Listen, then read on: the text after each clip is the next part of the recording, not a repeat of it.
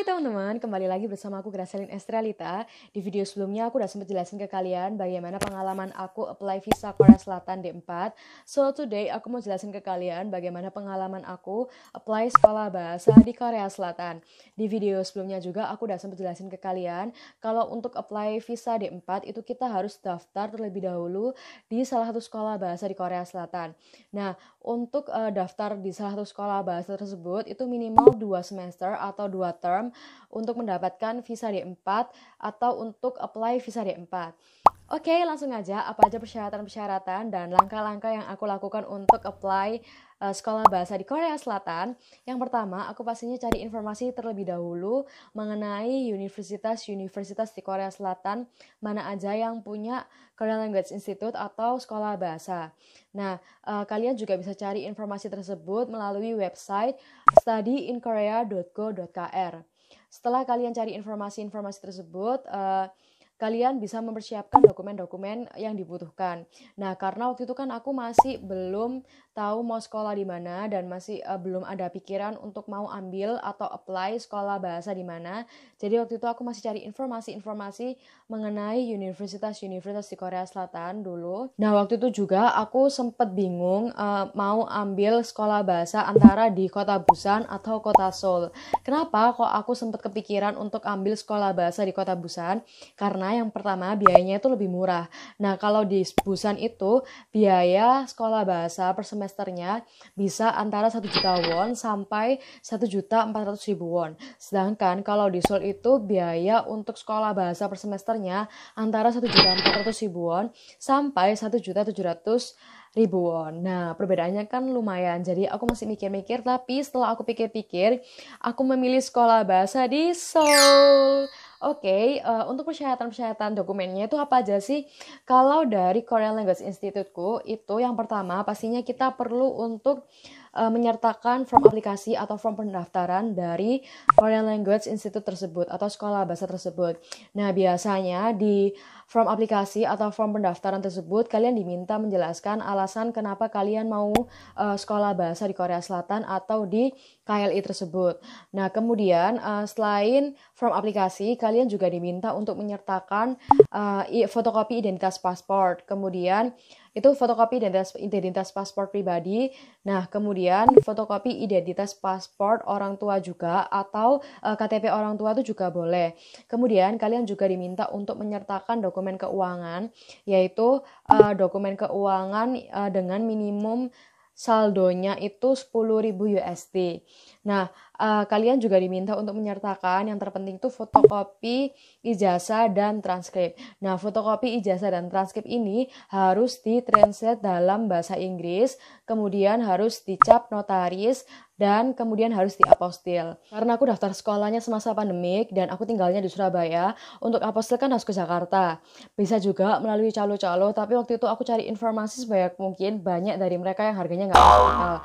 Untungnya aku menemukan salah satu jasa pelayanan dari beasiswa Korea dan menurutku tuh harganya paling masuk akal. Jadi aku pakai jasa dari beasiswa Korea untuk legalisir di Kemenlu dan apostil Kedutaan Besar Korea Selatan. Untuk total biayanya aku kena 645.000. Karena kalau untuk legalisir di Kemenlu itu kan aku ada 2 dokumen yaitu ijazah dan transkrip. Nah, jadi aku dihitung 175.000 dikali 2. Sedangkan kalau untuk apostil ke Kedutaan Besar Korea Selatan itu kan per bandelnya 250.000. Nah, ditambah 250.000 sama 45.000 untuk ongkos kirimnya dari Jakarta ke Surabaya. Kalian kalau misalnya mau pakai jasa dari beasiswa Korea itu juga bisa daftar langsung di websitenya mereka beasiswa Korea dan nanti di sana juga ada keterangan harganya untuk setiap jasa pelayanan legalisir dari mereka. Kalau untuk legalisasi Kemenkumham itu aku daftar sendiri melalui online di websitenya legalisasi.ahu.go.id. Nah, kalian juga bisa daftar secara online. Untuk pembayarannya itu bisa melalui Bank BNI. Nah, kalau untuk legalisir dari Kemenkumham itu biayanya 50.000 per stiker. Aku kan butuhnya 2 untuk ijazah dan transkrip juga. Jadi aku 2 stiker, totalnya itu 100.000. Nanti kalian akan diarahkan untuk pembayarannya dan lain-lain. Untuk bukti pembayaran, karena aku tinggalnya di Surabaya dan waktu itu kan aku daftarnya semasa pandemik, jadi bisa dikirimkan melalui WhatsApp yang sudah diberikan di websitenya Kemenkumham atau websitenya AHWO Online. Nah, untuk stiker legalisirnya itu nanti dikirimkan ke alamat tempat tinggalnya kita yang kita berikan ke mereka. Setelah dapat legalisir dari Kemenkumham, kemudian baru bisa dapat legalisir dari Kemenlu dan Apostil Kedutaan Besar Korea Selatan. Setelah dapat tiga-tiganya itu, baru bisa menyertakan dokumen-dokumen yang diperlukan ke sekolah bahasa atau Korean Language Institute yang kita tuju.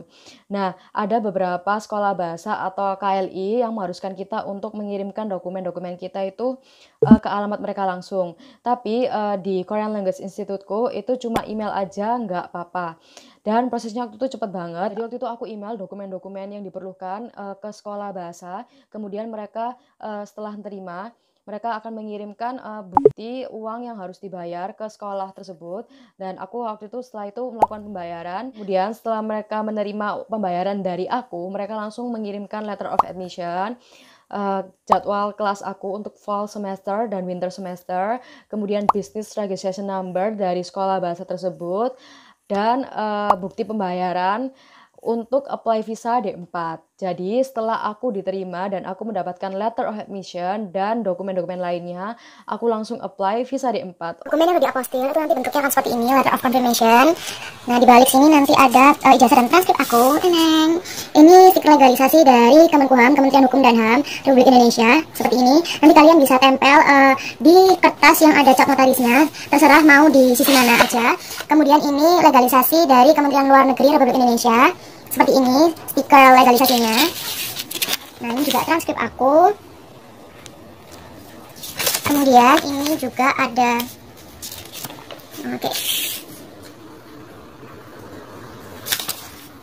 Oke, sekian dulu video kali ini. Thank you udah nonton. Jangan lupa subscribe, like, and comment.